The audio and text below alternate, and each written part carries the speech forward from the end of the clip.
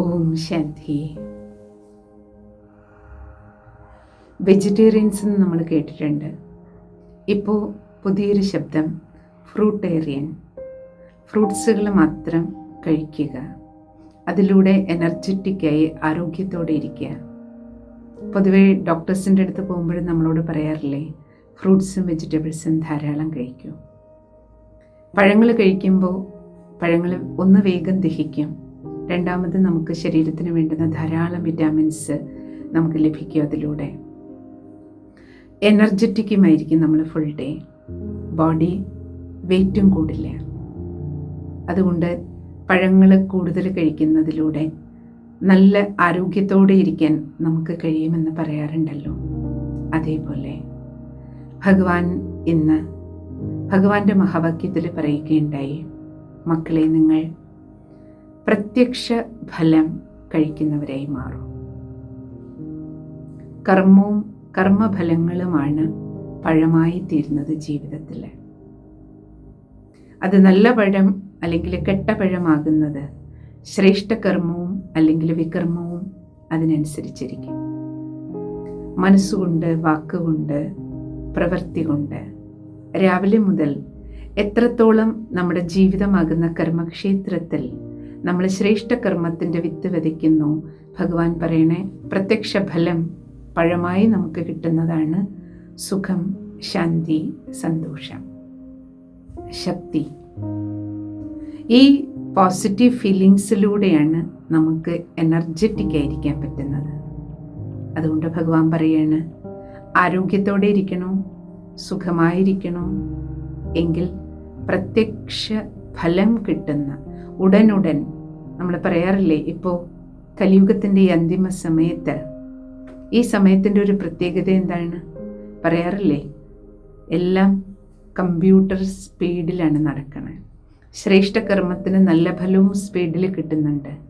തെറ്റുകൾക്കുള്ള ശിക്ഷകൾ, ദുഃഖശാന്തി, അതും പെട്ടെന്നാണ് ഉണ്ടായിക്കൊണ്ടിരിക്കുന്നത്. ഉടനുടൻ അക്കൗണ്ടിൻ്റെ സെറ്റിൽമെൻറ്റ് നടക്കുകയാണ്. അതുകൊണ്ടാണ് ഭഗവാൻ എന്ന് പറഞ്ഞത്, നമുക്ക് ജീവിതത്തിൽ ഈ ലക്ഷ്യമുണ്ടായിരിക്കണം. ഒന്ന്, നമ്മുടെ പാസ്റ്റ് കർമ്മവും കർമ്മഫലങ്ങളും നമ്മളെ പിന്തുടരുന്നുണ്ട് ജീവിതത്തിൽ. പക്ഷേ പഴയതിൽ നമുക്ക് കയറിയിട്ട് അധികമൊന്നും പ്രവർത്തിക്കാൻ പറ്റില്ല. പഴയ അക്കൗണ്ടുകളുടെ സെറ്റിൽമെൻറ്റേ നടക്കുള്ളൂ.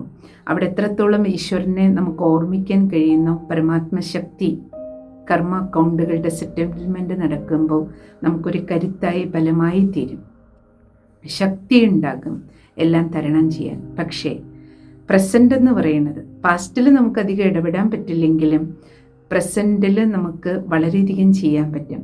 മാത്രമല്ല, ഇന്നത്തെ പ്രസൻ്റാണ് നാളെ നോക്കുമ്പോൾ ഇന്നലെയായി മാറുന്നത്.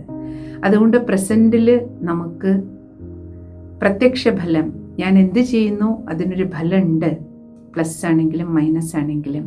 അപ്പോൾ പ്രത്യക്ഷ ഫലങ്ങൾ പഴങ്ങളായി ആരോഗ്യം തരുന്ന തരത്തിലുള്ള, സുഖശാന്തി നൽകുന്ന തരത്തിലുള്ള കർമ്മങ്ങൾ മനസ്സ വാച നമുക്ക് കർമ്മക്ഷേത്രമാകുന്ന വയലിൽ വിതച്ച് നല്ല ഫലങ്ങൾ കൊയ്തെടുത്ത് ശാരീരികവും മാനസികവുമായി ആരോഗ്യമുള്ളവരായിരിക്കാം.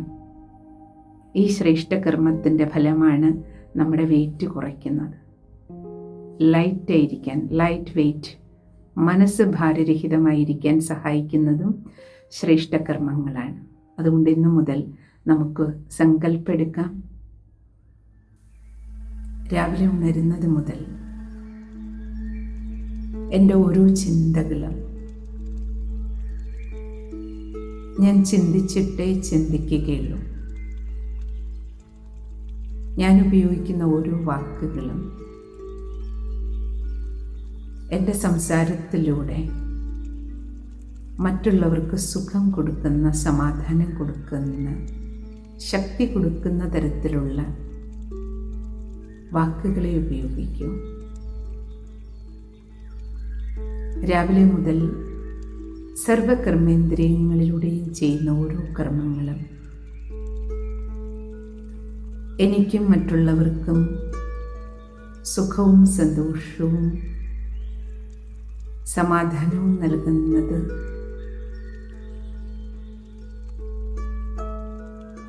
പഴം പോലെ എനിക്ക് ആരോഗ്യം നൽകുന്ന തരത്തിലുള്ള പെരുമാറ്റമേ എന്നിൽ നിന്നുണ്ടാകുകയുള്ളൂ. ഇത്രത്തോളം ഞാൻ എന്നിൽ മനസ്സ വാച കർമ്മണ ശ്രദ്ധ വെച്ചുകൊണ്ട് തന്നെ കർമ്മങ്ങളുടെ വിത്തുകൾ പാകും.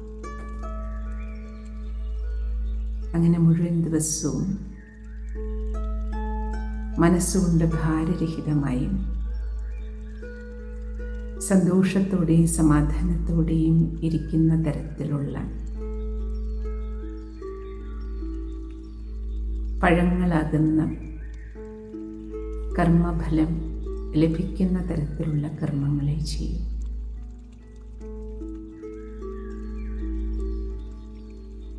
ഓം ശാന്തി.